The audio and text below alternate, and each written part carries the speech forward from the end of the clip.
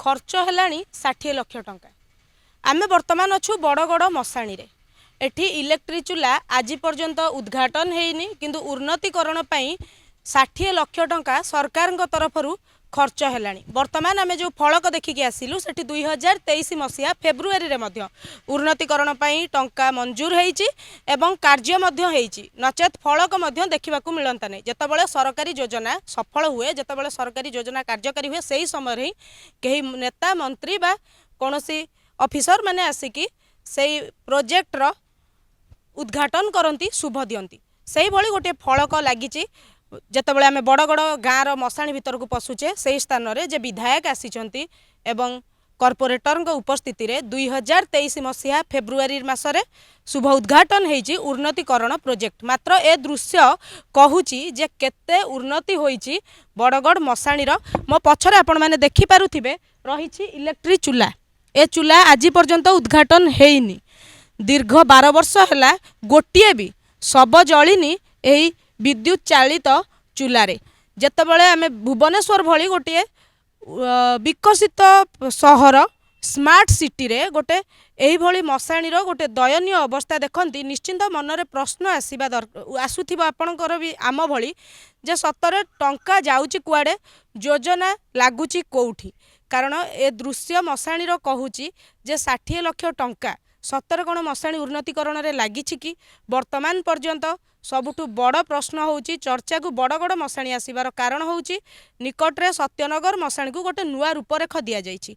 बड़गड़ हेउची भुवनेश्वर सहरर सबुठु पुराना गाँ रे गणा एवं ए गाँ केवल नुहे सहरर गोटे बड़ अंश एठी बसवास करती। बसती नहीं ऑफिसर मानक पर्यंत लोक बस्ती ठारू नहीं सहरांचलवासी पर्यंत समस्ते एठी ही निर्भरशील एवं गाँर सब नुहे सहरर अधा सब बड़गड़ मशाणी उपरे मध्य निर्भर करे। मात्र वर्तमान मशाणीर अवस्था पाई बड़गड़ ग्रामवासी मध्य कोउठी ना कोउठी अधारु अधिक सत्यनगर मशाणी उपरे निर्भर करती। एवं एठी इलेक्ट्रिक चूल्हा बंद पड़िथिबारु जेतेबेले भी गाँव रे जहार भी असुविधा होउची ग्रामवासी गछ काटी काठ आनी निर्दिष्ट भावे जेमिति आमर गाँ गाउली अंचल रे मशाणी रे शवदाह करा जाए सेही भली भावे शवदाह करूचंती। आमे आपनकु वर्तमान कथबार्ता हवा चलतु एई अंचलर लोकंक सहित जे सी कौन कहउचंती मशाणीर उन्नतीकरण तांको सामने रे केउ भली भावे कार्यक्रम रखा जाइथिला एवं केउ भली योजना आसीथिला एवं केते मात्रा रे कार्यकारी होईछि। मो अमूल्य जना बड़गड़ निवासी कहना आम आखिरे ये आरंभ होता 13 वर्ष हो गोटे हरियाणा फरीदाबाद से गोटे कंपनी कामड़ा सब करथिला से बीएमसी सैंक्शन करथिला किछ टंका। तो आम देखुचु तो तैयारी है सब है किंतु किसी काम एपर्यंत गोटे सब भी दाह हो पारानी। एमती आस्ते आस्ते जंक भी लगिगला मेसीन गुड़े ताला फला पड़नी कि कौन सी स्टाफ गोटे अपॉइंट करा जाए। तो मेन है उद्घाटन एपर्यंत हो पारानी जंक हो गलानी।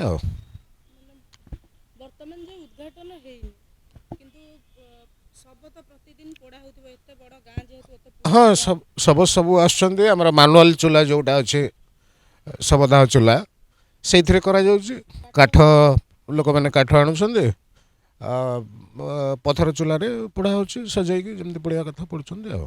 ये मेसीन कौन सी कार्यकारिता एपर्यंत हो पारनी से ठीक भाव में आणिकी पुणी कार्यक्षम करें ताहले भल कथा समस्त मंगल हम गाँव आरंभ खाली फिटिंग आरंभ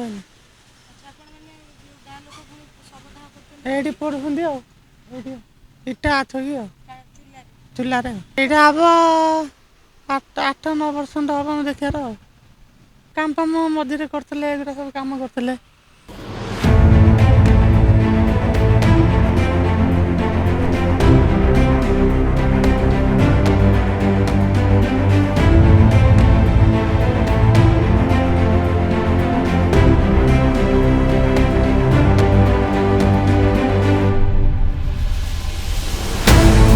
वर्तमान आमे आसी अच्छु सत्यनगर मशाणी रे। ए मशाणी कौन सी पार्क ठारू कम नुहे। निकटरे मशाणीर उन्नतीकरण पाई बीएमसी खर्च करिछि एवं ए मशाणी भुवनेश्वर रे चर्चा मध्य धरिथिला जे सुसज्जित होउछि एवं नुआ ढंगरे नुआ रूपरे सजई होउछि सत्यनगर मशाणी बोली। एठी मंदिररु नेई शवदाह गृह पर्यंत पिंडदान गृहरु नेई शौचालय पर्यंत सबु रहिछि। इलेक्ट्रिक चूल्हा भल काम दउछि। मो पछरे आपण देखि पारुथिबे जो शवदाह गृह अछि से घर मध्य सफा सुतुरा रहिछि एवं कार्यक्षम मध्य।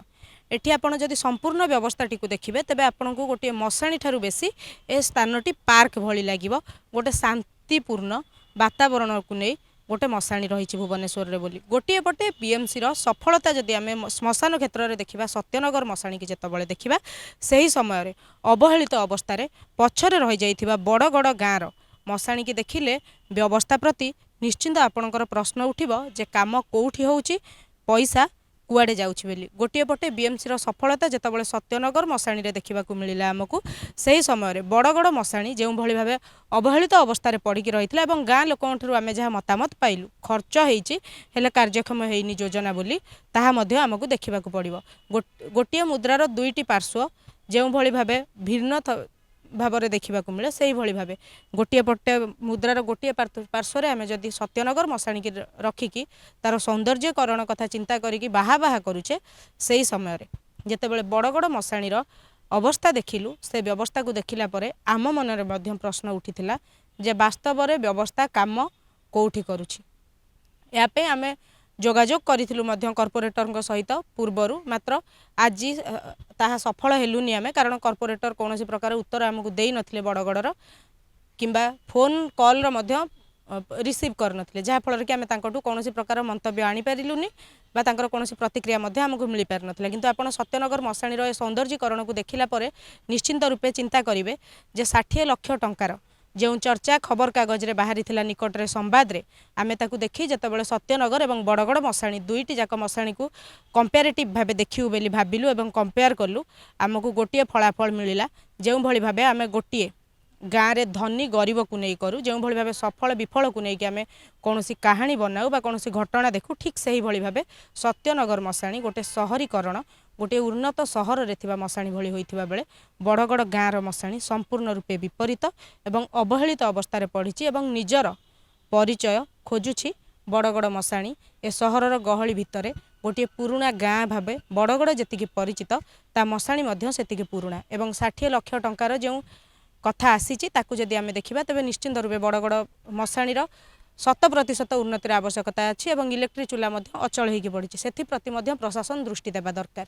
भुवनेश्वर वीडियो जर्नलिस्ट प्रताप सह मु शुभांगी मोबाइल न्यूज।